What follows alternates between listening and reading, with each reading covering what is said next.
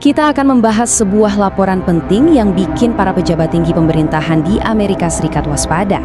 Laporan ini mengungkap kenapa justru para ilmuwan yang menciptakan AI adalah orang-orang yang paling khawatir tentang masa depannya. Yuk kita bongkar bareng-bareng. The AI is activating! The data streams are surging! It's escalating beyond We're parameters! losing control!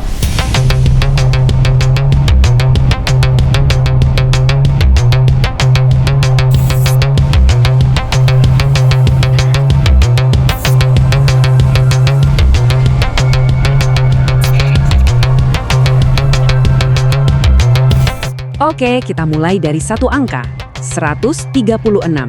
Coba bayangin, cuma dalam waktu 1 tahun, IQ dari AI tercerdas itu loncat dari 96 ke 136 pas dites pakai tes Menza. Itu dari kecerdasan manusia rata-rata langsung jadi nyaris jenius. Gila kan? Secepat kedipan mata. Dan ini bukan cuma soal angka di atas kertas ya. Perkembangan secepat ini, inilah yang bikin para pakar, bahkan orang sekelas Geoffrey Hinton yang dijuluki Bapak AI, jadi benar-benar khawatir. Nah ini kan jadi pertanyaan besar. Sebenarnya apa sih yang mereka lihat di balik layar? Pengetahuan apa yang mereka pegang yang belum sampai ke telinga kita? Itulah yang mau kita bedah.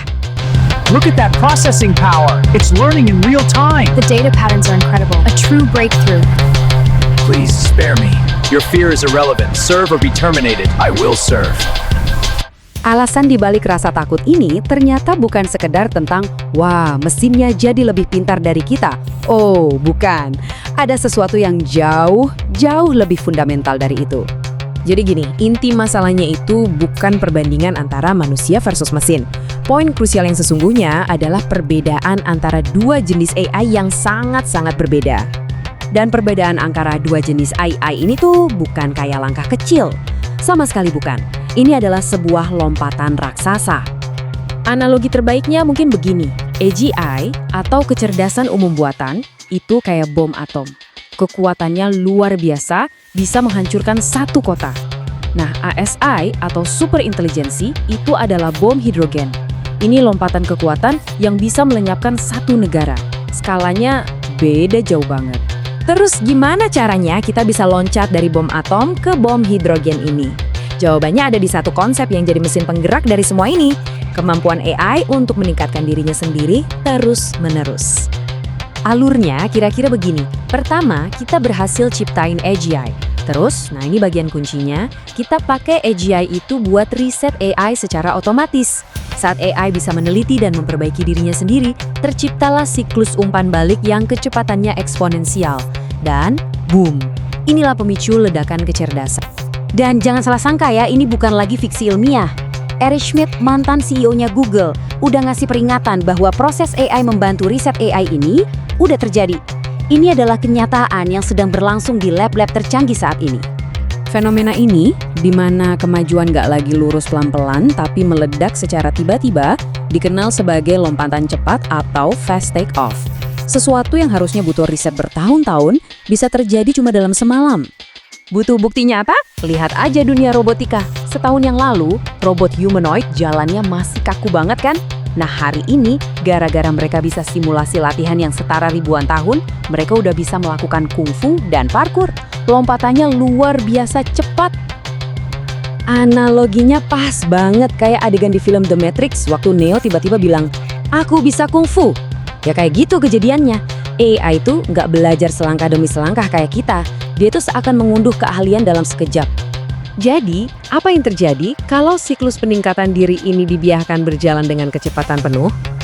Nah, kita sampai ke jantung permasalahannya. Ledakan kecerdasan. Proyeksinya hanya dalam beberapa tahun ke depan, dunia ini akan punya chip AI yang setara dengan 100 juta otak manusia. Coba bayangin potensi dari 100 juta pekerja AI baru ini. Tapi para pekerja AI ini nggak bekerja dengan kecepatan manusia. Mereka berpikir dan beroperasi ribuan kali lebih cepat dari kita. Diperkirakan mereka bisa menyelesaikan riset yang setara 1000 tahun kerja manusia hanya dalam waktu 1 tahun. Nah, poin krusialnya ada di definisi ini. Ledakan kecerdasan adalah titik di mana kemajuan teknologi jadi begitu cepat dan meluas di semua bidang. didorong oleh superintelijensi sampai-sampai kita sebagai manusia nggak bisa lagi ngikutin atau bahkan memahaminya. Biar kebayang betapa timpangnya kekuatan ini nanti, coba deh bayangin militer abad ke-21 dengan drone, peretasan cyber, dan senjata biologisnya diadu melawan pasukan abad ke-19 yang cuma bersenjatakan kuda dan bayonet. Keunggulannya mutlak dan gak bisa dilawan. Oke, mungkin semua ini kedengarannya kayak skenario film. Tapi, seberapa nyata sih kemungkinannya? Mari kita lihat peringatan serius dari orang-orang yang paling tahu. Ini bukan spekulasi liar loh. Menciptakan superintelijensi itu memang tujuan utama dari OpenAI, Google DeepMind, dan Anthropic. Para pemimpin mereka bahkan memprediksi AGI bakal tiba kurang dari 5 tahun lagi. Dan ribuan ilmuwan lain pun sudah menandatangani surat yang memperingatkan tentang risiko kepunahan.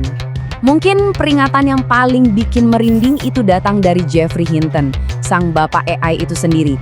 Dia sampai rela meninggalkan posisinya di Google biar bisa bicara bebas. Dan dia memperkirakan peluang kepunahan manusia akibat AI adalah 50%. Dan yang paling penting, saat pergeseran ini terjadi, semuanya akan berlangsung super cepat. Ini bukan evolusi pelan-pelan yang bisa kita amati dan kita adaptasi. Bukan, ini adalah revolusi mendadak yang akan membuat seluruh dunia sama sekali tidak siap. Jadi, kita akhiri dengan pertanyaan yang sama dari para pakar itu. Pertanyaannya bukan lagi jika ledakan kecerdasan ini akan datang, tapi kapan? Dan yang lebih penting dari itu adalah, siapkah kita?